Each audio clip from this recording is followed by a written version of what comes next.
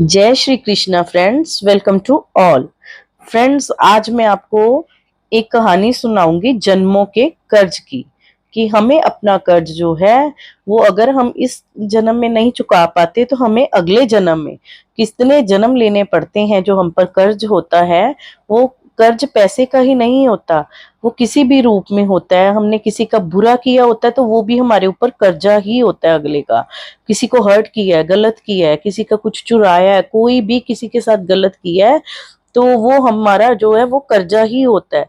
तो वो कर्जा हमें कितने जन्म लेने पड़े, चाहे एक जन्म में नहीं हो पाए, हमें चुकाना ही पड़ता है। तो आइए फ्रेंड्स, ज्यादा ना टाइम वेस्ट करके हम शुरू करते हैं अपनी कहानी। एक सेठ जी बहुत दयालु थे, धर्म कर्म में यकीन करते थे। उनके पास जो भी व्यक्ति उधार मांगने आता था उसे वे मना नहीं करते थे। सेठ जी मुनीम को बुलाते और उधार मांगने वाला व्यक्ति जो भी होता उससे पूछते कि भाई तुम उधार कब लौटाओगे, इस जन्म में या फिर अगले जन्म में। जो लोग ईमानदार होते वो कहते सेठ जी हमें तो इस जन्म में अपना आपका कर्जा चुकता कर देंगे। और कुछ लोग जो ज्यादा चालाक वे बेईमान होते थे वो कहते सेठ जी हम आपका कर्जा अगले जन्म में उतारेंगे। और अपनी चालाकी पर वे मन ही मन खुश होते कि क्या मूर्ख सेठ है, अगले जन्म में उधार वापसी की उम्मीद लगाए बैठा है। ऐसे लोग मुनीम से पहले ही कह देते कि वो अपना कर्ज अगले जन्म में लौटाएंगे। और मुनीम भी कभी किसी से कुछ नहीं पूछता था, जो जैसा कह देता मुनीम वैसा ही बही में लिख देता। एक दिन चोर भी सेठ के पास आकर उधार मांगने लगा। उसे भी मालूम था कि सेठ अपने अगले जन्म तक के लिए रकम उधार दे देता है। हालांकि उसका मकसद उधार लेने से अधिक सेठ की तिजोरी को देखना था। चोर ने सेठ से कुछ रुपए उधार मांगे। सेठ ने मुनीम को बुलाकर उधार देने को कहा। मुनीम ने चोर से पूछा भाई इस जन्म में लौटाओगे या अगले जन्म में। चोर ने कहा मुनीम जी मैं ये रकम अगले जन्म में लौटाऊंगा। मुनीम ने तिजोरी खोलकर पैसे उसे दे दिए। चोर ने भी तिजोरी देख लिया और तय कर लिया कि इस मूर्ख सेठ की तिजोरी आज रात में उड़ा दूंगा। रात में ही सेठ के घर पहुंच गया और वहीं भैंसों के तबेले में छिपकर सेठ के सोने का इंतजार करने लगा। अचानक चोर ने सुना कि भैंसियां आपस में बातें कर रही हैं और वह चोर भैंसों की भाषा ठीक से समझ पा रहा है। एक भैंस ने दूसरी से पूछा तुम तो आज ही आई हो ना बहन। उस भैंस ने जवाब दिया हाँ आज ही सेठ के तबेले में आई हूँ। सेठ जी का पिछले जन्म का कर्ज उतारना है। और तुम कब से हो यहाँ पर? उस भैंस ने पलट कर पूछा तो पहली वाली भैंस ने बताया मुझे तो 3 साल हो गए हैं बहन।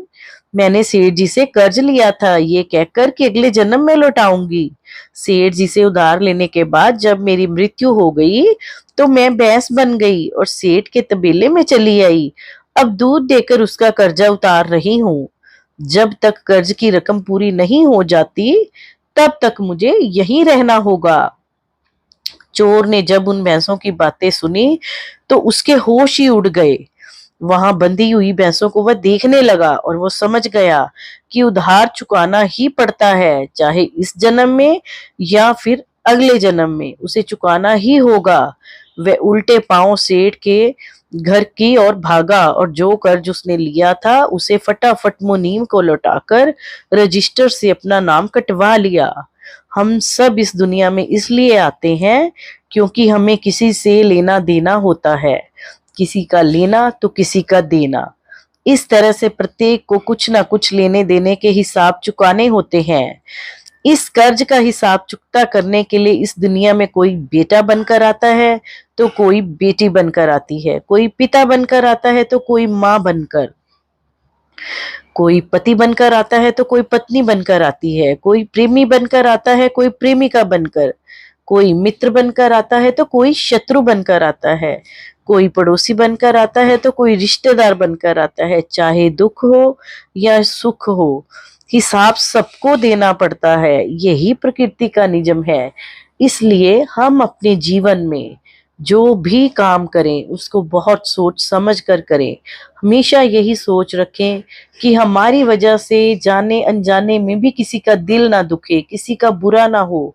हम समाज में रहते हैं, मैं जानती हूँ हम इतना ज्यादा नहीं कर सकते, लेकिन ये तो कोशिश कर ही सकते हैं कि हमारे से किसी का दिल ना दुखे, हम कोई चोरी ना करें, किसी का हक ना खाएं। ये बातें तो हम जरूर कर सकते हैं। तो फ्रेंड्स, प्लीज अगर आपको मेरी कहानी अच्छी लगी हो तो प्लीज मुझे कमेंट में जरूर बताएं।